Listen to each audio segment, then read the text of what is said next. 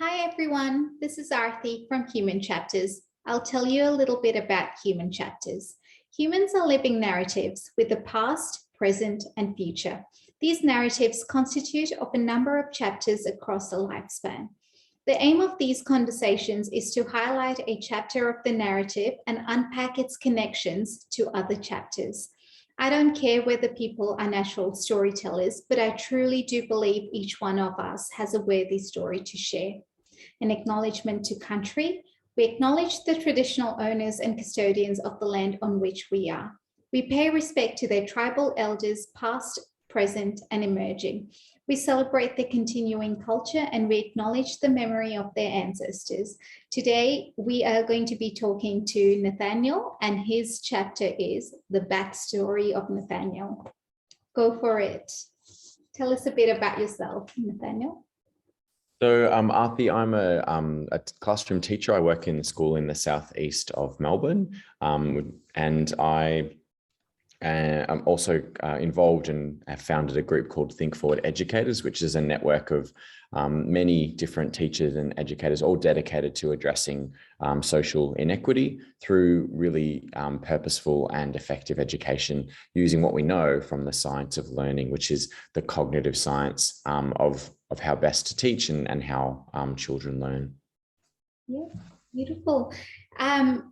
Nathaniel, tell us the journey of your backstory. What got you thinking about Thinking Forward Educators and being in the education world? So I'm interesting because the backstory basically begins when I became interested as I was training as a speech pathologist, which is my first profession. I really wanted to work with young people in youth justice. I was drawn to working with older students and those who had been struggling or had difficulties in their life, such as mental health problems or substance use and social and emotional problems. I really wanted to feel like the work that I was doing with people and their language and their communication skills, which is what speeches end up doing, was having a real impact on their life. And there was this fantastic research at the time from Pam Snow showing that there was a huge number of people in youth justice who had language disorder, which is a clinical level of difficulty with speaking and listening and using oral language. And I was really compelled by that research and wanted to do more to see how I could be of help. So my research ended up being about how a speech pathologist can work with young people in youth justice and support them with their language and their literacy skills. And look, it was a really interesting journey for around 5 or 6 years. I worked in that space. I worked really hard and wrote my research up and was really happy to share it in different trips and tours and things around the UK. I was really passionate about getting that research out there and also advocating for this is a space that people like speech pathologists and anyone with expertise in language and literacy should work. Mm-hmm. And I think I was really determined to show that it's not a matter of you have to just provide intervention by a certain cut point, and then if they've missed that cut point, then older students shouldn't get any services. I think I was really passionate to say that these people have had difficult lives and they've ended up in really difficult situations. Many of them, there's not one factor that have determined that they've ended up in a youth justice setting or that they've ended up at on the margins of society in that way. It's a lot of things haven't gone right for them. And one of those things was obviously their language and communication skills for at least half of those young people. That must have been a factor. And that's really what drove me to work in that space for so long and to try to implement some of the research I then did in my role in my work at Parkville College, which is the school in the youth justice system in Victoria. Beautiful. So Nathaniel, if it's okay, can we backtrack a little bit? And for someone who doesn't know about language disorders and is listening to this conversation, language is what differentiates us from animals. It's pivotal for our life. Can you tell us a bit about language disorders? What is it and how does it actually impact everyday life in different phases of life? Even it could be school, it could be an adult. Yeah. I think the best way to sort of explain it is that, as you mentioned, oral language skills are innate. There are things that humans have evolved to use, and it's what differentiates us from other animals, if you like, on this earth. We usually think of oral language skills as being a natural skill that people acquire no matter what happens. So if they're exposed to it, they will pick it up, and our brains are hardwired to pick up those skills. There is a small group, but a significant group of people in the population, though, that process of learning language is not an easy one. And it's either a very delayed or a very slow process, or it's one that becomes quite disordered, which means a language disorder is where they haven't got the requisite language skills to understand what people are saying in every context, and to be able to express themselves in a way that makes it clear what they need and what they want. So in young children, it could be things like they don't start talking for a long time, or they have trouble following instructions when, I say, a typical 2 or 3 year old will begin talking and expressing their needs, and also understanding quite a lot, so much that you have to be careful as a parent what you start saying around 3-year-olds, so that, because they are listening and they're following, if you say certain keywords, they'll pick that up and they'll know that something's coming that's exciting or not exciting. In older students, for school age kids, it really affects things like being able to explain things that are more complicated, or being able to tell things like a story of what has happened in a coherent way. So putting a narrative together, which is what this podcast is all about. Students or children that have those language difficulties really do have a lot of difficulty with basically picking up on the best way to express themselves in those situations. And it can be very difficult and frustrating for those kids, even at an early age, to experience that difficulty and not know the reason behind it as well. Absolutely. No, thank you for that. And my other question is, if they have difficulties in understanding and speaking, how does that sort of relate to literacy?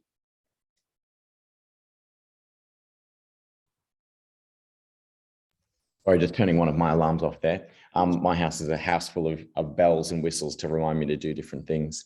So literacy is then the other piece that I was going to talk about there, Artie. And it's the best way to think of how reading and writing skills develop is that they are built upon a foundation of oral language skills.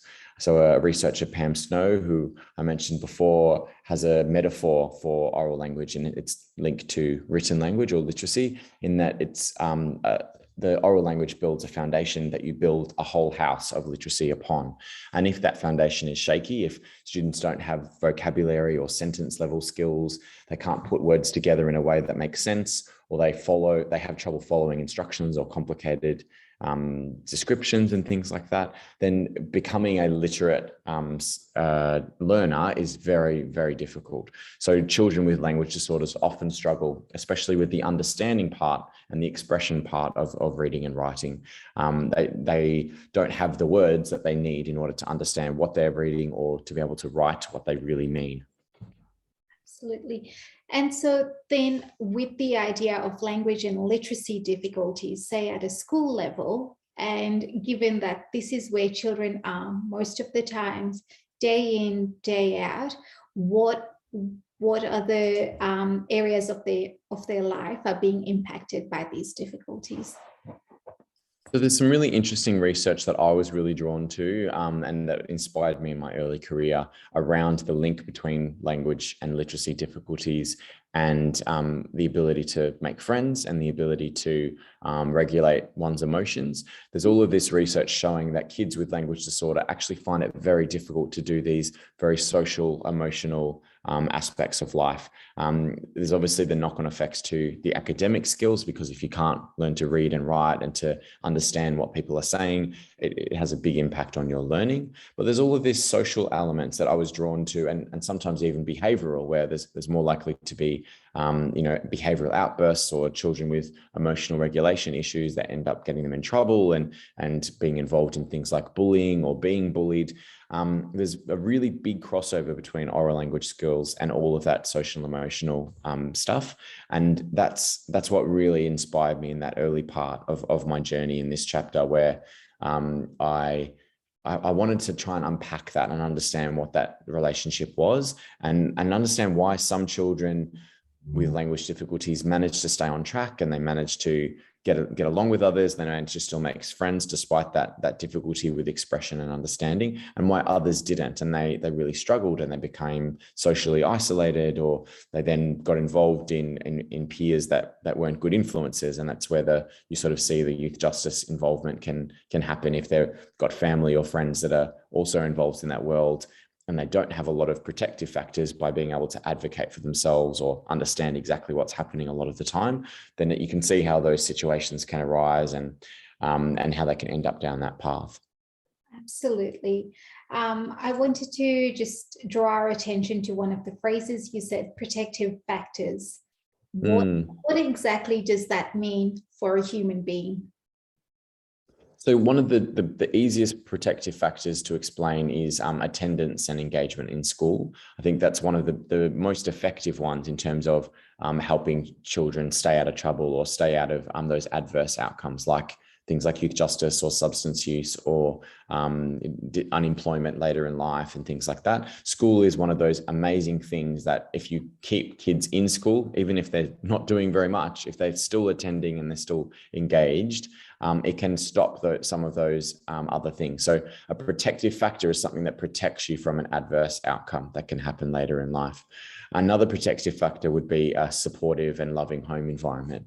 And when you have parents that can advocate for you and can shield you from different challenges, can help you when you have behavioral or emotional problems and outbursts, that those can also protect really well. And the link, I guess, to protective factors for the kids that I was working with and that I was really passionate about and focused on for such a big period of my life is, a lot of the people who end up in youth justice don't have that supportive home life, and they often haven't had that functional role that school has played in protecting them from these sort of situations arising. And when you don't have a parent advocating for you, if you're in something like out of home care, where you're actually in the care of the state, and you're in a residential care unit, for example, if you think about how a loving mother or father would react to a teenager having an outburst and accidentally breaking a window, or making a mistake and losing a bit of control and, I don't know, throwing a chair over or something like that, in a home environment which is loving and protective, and which is ready to anticipate some of those teenage outbursts, the parents would obviously have ways of dealing with that, and hopefully would use lots of parenting strategies to figure out what's underlying some of that behavior and address it. Without that protective factor of that parent, young people in residential care, as I mentioned before, sometimes the police are called. So if you break a window, if you throw a table, the police are actually involved, and you can get charged for property damage or assault. And some of the kids in youth justice have come in for the most minor of things because they haven't got that protection against the harsher sides of the youth justice system that are there to prevent, obviously, offending behavior, but also can be misused in a way that sort of polices and that criminalizes regular or sometimes expected teenage and young person outbursts. Yeah. No, thank you for explaining that protective factors in that much detail, because I think one of the things is that particular phrase is used quite frequently, but actually, talking about it in more depth is really valuable. The other question I wanted to ask you, Nathaniel, is during your research in the youth justice, what question specifically were you researching? I was most interested in seeing whether it's something that the government should look into funding, or something that they should put energy into to have that intensive and that specialized support from a speech pathologist or another intervention sort of role. So really seeing if providing that sort of clinical level of support for children with language disorders or literacy difficulties, whether that made an impact and helped in a way that was more or better than working just with teachers or working with other professions like psychologists. And I was really focused on that just because the research was showing there's this specific need within youth justice. There's 50 or 60% of young people that have this disorder that usually only affects 5 to 10% of students. So, 10 times the number of people you'd expect in that group having this specific need, and also a specific disorder or a problem that really only speechies or speech pathologists have that expertise to help with. And that if you didn't have that support as a teacher, you would be sort of working quite blind. What we really found in looking into that research is that having that support was really beneficial. The kids that I worked with really made gains and addressed difficulties in a way that they would never have been able to do without that level of specialized support. And the teachers and the young, other workers working with the young people were really supportive and really grateful that they could get that insight. And often they would say things like, I would just never have guessed that they had that language difficulty, or, we would have done the exact opposite in our teaching, but if not for that report or if not for those recommendations.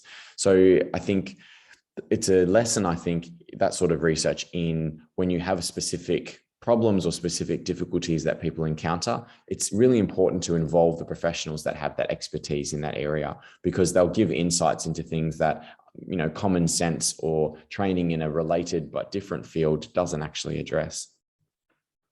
Absolutely. No, thank you for that. Your research paper, is it available online, and is it okay if we have a link in the— Yes, we'd definitely be happy to link to it. I think the more people that get their hands on it and have a look at it, the better. That'd be great. Absolutely, because I'm even thinking about a global perspective, and for this to be sort of the paper to be read in Kenya, for instance, and gone where the crime rates are high or where there is a vulnerable population, to go, can we start to understand some of these concepts of language disorder and literacy difficulties and actually they're affecting quality of life. And interestingly, I have been contacted by researchers or clinicians in other countries and some really places that I'd never heard of them having speech pathologists before, getting in contact and asking about this sort of work, and knowing that, as you said, the crime rates or the number of young people in youth justice or detention is actually really significant, and having that awareness that this might be one of those factors that contributes to their risk and to the reasons why they end up there, and potentially offers a solution, I think would be giving a lot of hope to some of those professionals that don't know what else to do with these children and how to help them stay off this track. Absolutely. No, thank you for that. So then going from youth justice, I did have another question. What initially in your childhood or even your teenage years, what drew you to this population? I think it goes back to, I think it's an interesting one. It's probably more of a linguistic or a language-based answer to that question. I was always very interested in language. I think in secondary school, I studied Japanese as a second language. There wasn't a lot of formal grammar teaching in my schooling, but when I learned a second language, I learned quite a lot about my own language and became fascinated in the importance and the intricacies of things like grammar and vocabulary. I think once I went to university, I continued that interest, and I also then took up pure linguistics and not just Japanese. Once I'd really gotten into it, I realized that it wasn't Japanese that I really liked. To be honest, it was much more about the fascinating aspects of language and it as a human phenomenon and a human creation that's been evolving with us for the last 100,000 years or however long language has been dated. I think I was really obsessed with, what can I do with this knowledge now? I love talking about language. I love thinking about language. I love just getting into the nuts and bolts of grammar and phonetics and how language and sounds and everything comes together and is so fascinating. And why is it that we say it that way? Or why is it that we have to put that word in there? Or what is happening when we completely reverse that sentence and turn it into a question? And speech pathology was then the logical application of that work, because linguists have very specific things that they can do in society now, such as saving, languages that are at risk of disappearing, such as local Indigenous languages around Australia. But there's not a lot of job prospects, I guess. So a practical decision was made, and I thought, speech pathology is a profession, not one that I'd actually heard of the 6 months before I enrolled in the degree, but one which basically had some of that knowledge in there that I could then use. And once I started, there was just this fascination I had with the link between the language skills and the social and emotional. And that was a theme that kept developed in that 2-year degree, to the point where I started working and then wanted to go and research that further and go to that space and work in youth justice. Absolutely. Okay, so from youth justice, then what happened after that? What happened after your youth? It's a slow process, I think, that I went through. I was working back in, after my research was all finished, I'd finished working up as a lecturer, which I'd been doing for a few years as well. So no longer working with speech pathologists or teachers in their university degrees, but working in youth justice, trying to apply the research that I had sort of created the previous few years. So this was in about 2018 to 2020 or so. And what I was really finding is I was getting to know how to best support teachers in the work that they were doing. So as a speech pathologist, there's only ever one usually in a school. There's not so much that you can do if you don't collaborate really well with other professionals and help the teachers who are spending much more time with the students to best use that knowledge and to best respond to those learning and, learning and language difficulties or strengths. I think I then learned a lot about how schools worked and a lot about how teachers are provided an introduction to thinking about literacy and thinking about the importance of different skills for what they're trying to teach. And I just became aware of this massive gap in what teachers were getting and how difficult it was for once they began teaching to actually backfill all of that knowledge that they really need in order to best support, especially those kids that are struggling. So things like understanding basic linguistics about how to form a sentence and how to break words down when you're trying to spell or read them with students. Things like how to analyze a narrative and break it down for students to best explain themselves and best put a story together or understand a story. Things like knowing about this amazing theory called cognitive load theory, which explains the process that happens when we're trying to learn something and how if there's too much stress on our load cognitively, then we can't actually process and can't engage with the complexity of the task. We have to be able to approach it in a way which is meaningful in smaller chunks. And then once those chunks become more familiar, you can then build up to harder problems. So without those foundational skills, any problem, whether it's a maths problem or a reading or a writing problem, can't be really solved if you don't have enough requisite resources because the cognitive load is far too great. And those are things that teachers and the people that I was working with weren't getting access to. And at some point, there was a lot of work, trying to bring the science of reading and the science of learning into schools. At that point, there was a big movement online to try and help get those teachers access to that information. And at some point I was thinking, as a speech pathologist and as a researcher, I really wanted to be part of that movement and trying to get more of that stuff into schools. So whilst I was working at Parkville, I started this little group called the Melbourne Language and Literacy Community of Practice. And we started meeting on a regular basis in Melbourne Uni, just on every month or so, just talking about the teaching of literacy and talking about the teaching of reading and helping speech pathologists and teachers to talk about how they can best work with each other and really having really open discussions about everything that they were doing and the challenges that they're experiencing. And to be honest, the challenges are great because what's really big in a lot of schools around Australia and much of the English speaking world, the things that are very popular in how we teach reading in fact do not align with the science of what we know about the brain and how it learns to read. So the science of reading, if you like, which is the knowledge that we have about how reading works and how we learn how to read, is not something that teachers have access to. In fact, the things that they're taught to do or the things that they're learnt to do when they start teaching actually conflict a lot with that science.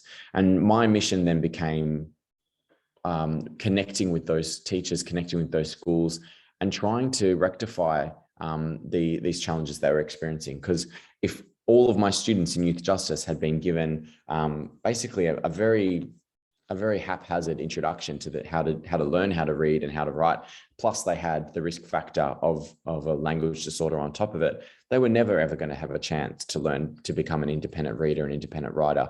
And by the time they came to me in youth justice, it was, 7, 8, 9 years of education, which wasn't put to good use because the teachers didn't know any better and didn't know about these strategies and these practices that best support all learners, not just those who are going to struggle. Absolutely. Wow, I was hypnotized by everything that you were saying. I have a follow-up question. No, but I do. So you started off with MELCOP and within dialogue, and obviously that sort of identified gap of reduced teacher knowledge. There is a lack of, although it's not their fault as well. No. There's that lack of knowledge. Yeah, I think it's every teacher, when they start to learn about this important research that's happened and the cognitive science behind reading and behind learning, the catch cry really is why didn't I learn this at university? That it's not the teacher's fault, and it's not the principal's fault either. It's information that currently hasn't been shared in a systematic way with teachers, and a lot of that sits with how teachers are provided that initial education and what things are currently dominating those education faculties and what things are the most important ideas as those lecturers or researchers see it. And often those important ideas aren't sort of aligning or aren't put into the context of what we know about learning itself and about how important certain factors are for optimizing learning for all people. I think some of the biggest ideas in education are about really, learning should be a process where students direct themselves and they should be constructing their own knowledge, and the teacher should be more of a guide rather than an instructor. And I think that idea is one of the biggest challenges to try and address, because teachers come out of university thinking that if I just set up the environment right and I create an interesting environment that's engaging, everything else should sort of happen. The students should be able to teach themselves. They should be able to teach themselves how to read from picking up a book. If I just get them loving reading and get them loving writing, everything will just fall into place because that's how learning happens. But unfortunately, what we know from the cognitive science is that for many, many students, if more than half of students, that doesn't happen. And they end up with a much less optimized or much less successful learning experience in the early years. And, as we see with the kids in youth justice, that can cascade into hating school and to disengaging from school and from suspensions and expulsions and leaving school in year 8, as many of my students did, which, as we know from the risk factors and the protective factors, puts them at a huge risk for involvement in other adverse outcomes. Not always youth justice, that's a really pointy end, but things like disengagement from employment in the future, or trouble with social connectiveness and staying connected to friends because they've left school, as well as things like mental health and substance use as well, which is also much higher in kids that have those risk factors. So yes, Think Forward Educators is really what happened with MELCOP once we got big enough to connect with people in other states and in other areas, and not just in Melbourne. COVID is one of those things that produced a lot of terrible things around the world, but for us, it actually gave us a reason to go bigger and to connect with a wider audience and to know that we didn't have just a local view of this problem, but also a very national and sometimes a global view. We ended up connecting. Now we have 12,000 teachers and educators in our network, and over 600 principals involved in a principals forum, which brings together school leaders every term. And it's amazing how quickly that's grown in only 2.5 years. The impact that we're having, hopefully, is that we're connecting more teachers with that information and with that science and providing them that support for the journey that they need to go on to really rectify that knowledge gap that they have. It's all free. It's all driven by volunteer hours. There's no money being made anywhere. It's really just connecting people with fantastic practitioners, fantastic researchers who want to share this information and want to try and address this problem, and not just address it so that the kids that have particular learning difficulties do well, but those who are at the margins for other reasons. So who have those home lives that aren't ideal, or who don't engage in school because they're having trouble with, staying in there, and they might not have the best role models or peers in their life to help them stay on track. So education should be the great equalizer, and it should be the great opportunity to make sure that every student benefits. At the moment, it's much more of a segregator, and it creates classes of learners, that students who basically don't benefit from that you go teach yourself model, and really do need that explicit support, ending up with much less and much adverse outcomes. Whereas those who can operate okay under those models, who often have those protective factors, and who also have parents to make up for any challenges by going out to private tutors and things like that, those end up doing okay, or sometimes doing fantastically. And the teacher at the end of the day ends up with a class with 5 years of difference between the highest and the lowest student, which is impossible to differentiate for. Absolutely. That was one thing that I was thinking about. In classrooms, you tend to see an incredibly wide divide between the students in terms of their skills, their capacity, their knowledge base, name it, at a really high end, at a really low end, physically, and is it humanly possible to be able to differentiate for each one of them? That's an incredible task. But what you are saying, Nathaniel, with the science of reading and the science of learning, is that gap smaller? And is it significant? The idea, yeah, and one of the reasons and that I've now, worked and studied the last few years to retrain as a teacher, I'm now working as a classroom teacher for that reason, is because I want to share with people that it can be possible with a class of foundation students, or the children in the first year of school. You can do so much in that 12 months that can make a difference to narrow some of those gaps that are there at the beginning, but gaps that are much smaller than they would be 5 years or even 10 years, especially 10 years down the track. So it is possible, using things like the science of learning, using practices that promote every student benefiting from those learning in experiences and lessons, to narrow those gaps and prevent them from widening. I think that's the most important thing, is to catch the kids up that otherwise would have stagnated or not made much progress at all, with those students who are always going to excel and always going to go further. But the great thing that these approaches do as well is that it's not just about lifting up the children who are struggling at the bottom. It's also, you're actually giving more teaching and more opportunities for deeper learning for those kids who are at the top, but ensuring that across the year level, you've got students at least have those basic foundational skills they need in order to keep pace and in order to still engage with the content. And they can read independently and they can write independently, not at the same level as the highest student, because as I said, those are continuing to improve and will benefit even more so under these approaches, but they are keeping pace in a way that they can still engage in meaningful discussion. The teacher doesn't have to differentiate in 5 or 10 different ways. They can create a whole class experience that is really meaningful and really beneficial. And then when the students go off and do independent work, they might differentiate a little bit more, but that's much easier to do and much more student driven at the end of the day once those independent skills are there, because the higher students will go deeper by themselves because they're curious and they've got those capacities that are there. And the students that are having a bit more difficulty will just get those basics and will just get those foundations really, really solid. We don't need every single student to graduate as geniuses or as Nobel Prize potentials in the future, but we need students to leave our schooling system with the skills that set them up for a successful life. Not everyone has to be a rocket scientist, but they do have to have the ability to read and to write and to express themselves and to understand what people are saying to them in a functional way, so that the paths in front of them, and I say paths because they should be multiple, are plentiful and they are open and there is choice there. When we deny those opportunities to people because they have those learning challenges that go unaddressed, those paths really narrow. And sometimes for some kids, the path is really negative and ends up being a trajectory towards disengagement, towards unemployment, towards mental health and youth justice. And it's very hard to open that path up again if they don't have those foundational skills. Absolutely. And takes a long time for it to happen. Not that it can't, but the cost at which it happens is Very great.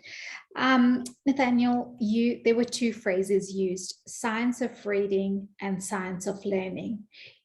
Is there a distinction between the two? Could you? I think that for the listeners, for the purposes of this podcast, it's just a quick way of explaining it is that when we say the science of reading, we're talking about the research that's looked particularly at how students learn how to read, and potentially how to write as well. So what happens in the brain when we attempt to read, and when students are learning those connections between letters and sounds and eventually become fluent readers, and then what's happening in the brain when they're comprehending what they're reading and stopping themselves when they don't understand something and going back. There's an amazing set of research that's out there from the last 30 or 40 years that have unpacked and addressed some of these questions around how reading happens. And it's one of the most researched topics in all of the cognitive sciences. The science of learning, on the other hand, is a broader set of research that really looks at learning in general. Reading is the subset of learning, but the science of learning also looks at how students learn mathematics or science or non-academic subjects as well, or the social emotional aspects of learning and how that interacts with the academic. It's a broader idea that then helps teachers in terms of how would you teach anything, let alone not just how you would teach reading. It's important it's what Think Forward Educators is all about. It's not just about literacy and it's not just about reading. I think that by talking about the science of learning, we acknowledge that we want students to be good at any part of schooling that they are expected to do. And numeracy difficulties and mathematics problems are one of those areas that's often forgotten when people talk about this stuff, because reading is such a prominent thing and very obvious thing. But you could actually suggest that mathematics difficulties or a lack of confidence or an anxiety with mathematics is actually far more common.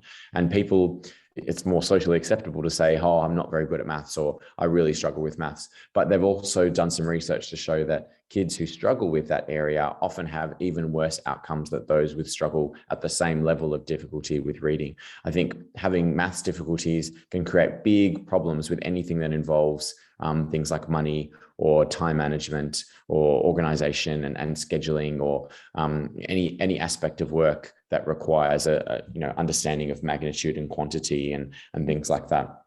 So the science of learning is that broader approach that encompasses science of reading, but also things like the understanding of how we learn how to do maths and the other disciplines like the humanities and the sciences and the arts. Yeah, beautiful. Thank you. I vouch for Thinking Forward Educators like 500%, maybe even 1,000%. I cannot tell you how much I have personally learned from it.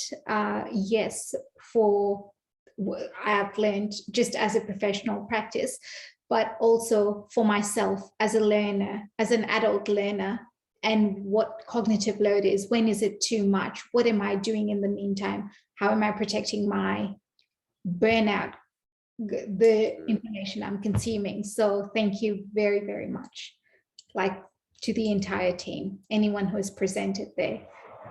It's been it is a pleasure, and I'm really happy to talk about the genesis of how the group came together. And I guess what's driven me is that passion for every student and every learner deserves the very, very best that we can offer them in terms of their education. And no one deserves to sit in a classroom where the teacher doesn't know the information they need to best support them, or doesn't know just how effective their own teaching could be, or what kinds of interventions from other professionals could help if that information does exist. And as you've said, that there is so much to learn out there, and there's so much that the science of learning has to offer, as well as the practitioners and the classroom teachers or the speech pathologists practicing who have started to implement this and have started to learn from this research and see how it best works for their setting. There is just so much goodwill out there as well to get this into more people's hands and into their brains. Absolutely. And Nathaniel, there is one other thing you're currently doing as we speak, which is your blog. Tell us about your blog and you sharing your learnings at the moment? Yeah. So I gave myself a personal challenge at the start of the year to write a weekly blog. I'd previously done a few posts over the last few years when I had time, and always wanted to make it a habit, but I've made a conscious effort this term, as I've spent much more time thinking about classroom practice and working as a foundation teacher. I think I've really taken up the opportunity to package that and to share some of that understanding, that reflection. It's really a professional learning tool for me in many respects, but it also allows me to connect with a broad audience and to tell people more about what we're trying to do at our school, which is implementing the science of learning and has been doing for the last 5 years, as well as what Think Forward Educators is trying to do to connect more people with that stuff. So my blog is called Cognitorium. It's a word that I've made up because I love words and linguistics.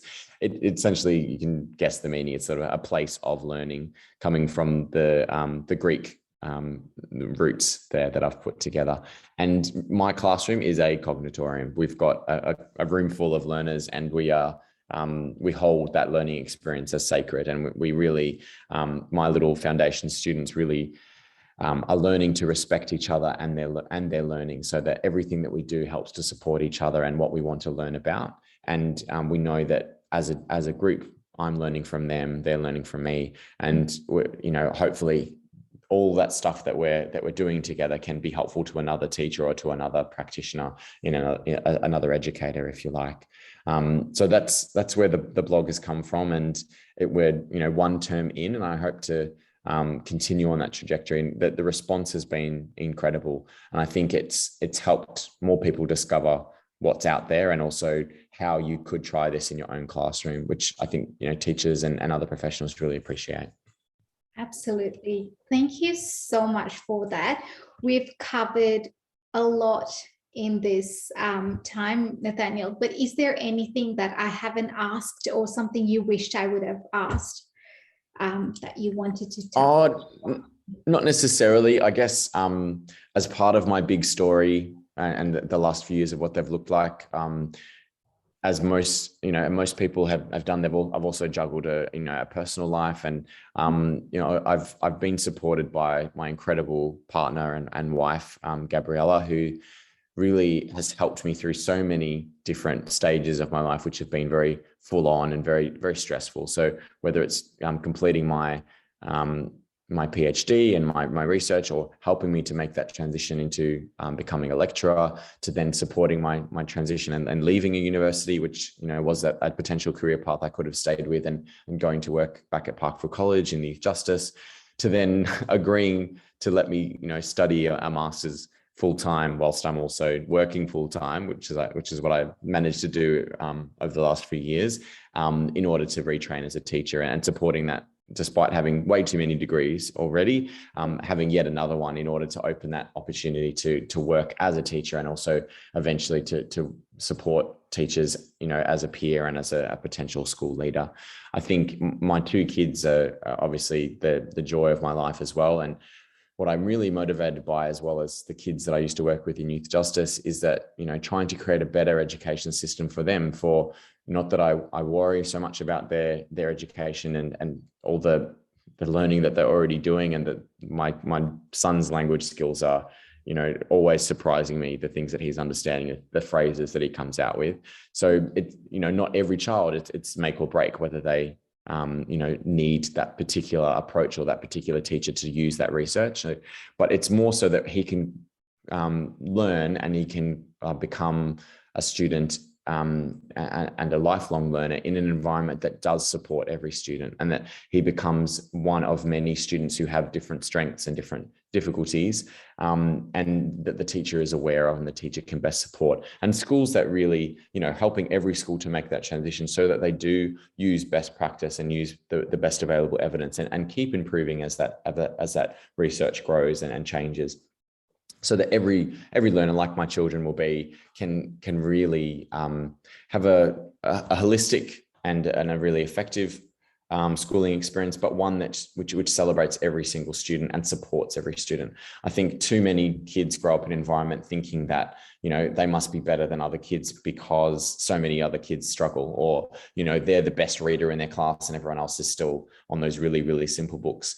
And I think that sort of that sort of attitude can grow into really negative views about other people and what they're capable of. And I think it grows from potentially kids over time. They observe that some kids just can't do it, or some kids don't benefit. I learned, so why didn't they?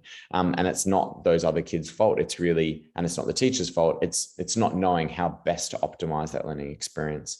So hopefully in the next few years, as my kids get older, we see those changes in schools, and we see that research being implemented and adapted for every setting that people use it in a way that actually creates a better society, actually uses education for what the purpose is, which is to address those social inequities and help children make that shift in terms of social mobility, so we have a more equitable country and equitable world that we live in.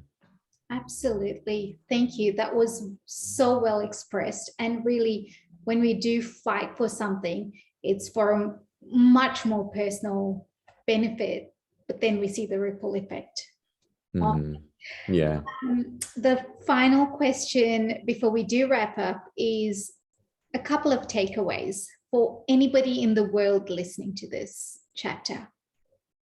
I think if you're a teacher, or if you're an educator, or another professional working with young people on their learning, I think the best thing you can do is really start to engage with the research that probably wasn't a feature in your own training or your own education as that professional. There is so much out there that that synthesizes some of that research together. And, Think Forward Educators is one place that you could go as an introduction. There are also fantastic groups in the US, like the Reading League. There's also Research Ed, which is a UK and an international organization that connects teachers with and other professionals with that research.